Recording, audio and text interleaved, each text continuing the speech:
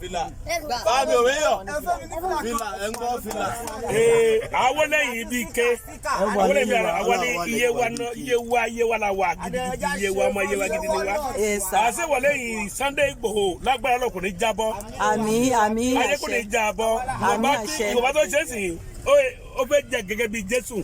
Bẹ́ẹ̀ ti kò ní fẹ́ mi tẹ rà lẹ òun náà jẹ náà tẹ kótó lọ lágbára Ọlọ́run á jẹ ndẹ kótó gbèsè bẹ́ẹ̀ tẹ rí owó lọmọdé á dàgbàsẹ nù ẹ á bá dẹkun Nàìjíríà á gbogbo Nàìjíríà yọ Ọlọ́run kò ṣe. a máa gbogbo lẹ Yorùbá ọṣẹ Nàìjíríà ọmọ àgbẹkẹ a gbogbo lẹ Yorùbá. ṣé ẹ faramọ́ Yorùbá nation sir.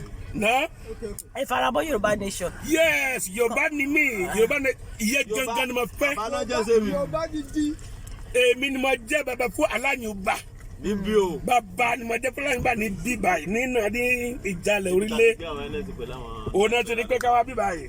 Ẹ fún mi ní nǹkan oríṣiríṣi kémi náà máa mọ̀ pé èmi náà ní nǹkan báyìí. Ní Yorùbá nation. Ẹ bá a sọ fún wọn pé à ń bọ̀ ní. Ẹ máa gbé fún ká máa wò ká máa bá mi ṣe pẹ̀lú ẹ̀.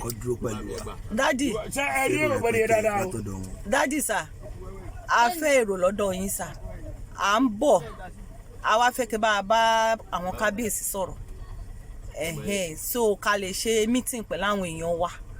Kí àwọn náà lè mọ̀ pé Yorùbá nation òun la ṣe òun la faramọ́ àdìgbò 2023 sà a wà fún politician a fẹ́ orílẹ̀-èdè wa padà a fẹ́ sovereignty wa padà a fẹ́ káwa ṣojú ọjà ajé wa padà a fẹ́ gbogbo nǹkan wa padà lórí ilẹ̀ wa a fẹ́ security wa a fẹ́ padà ṣe gbọ́.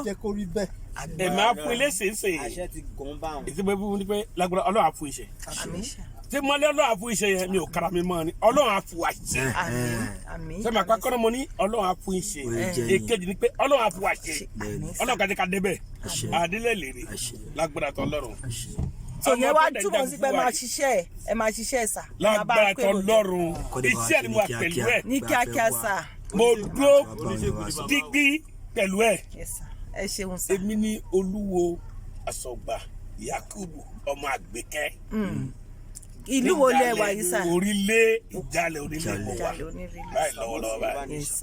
Bẹ́ẹ̀ni ọmọ bíbí Kétu ni mí. Kétu mẹ́kọ̀ọ́ ẹ̀mú ẹ̀jọ́ ẹ̀ amúlédẹ́rẹ́ amúlékù.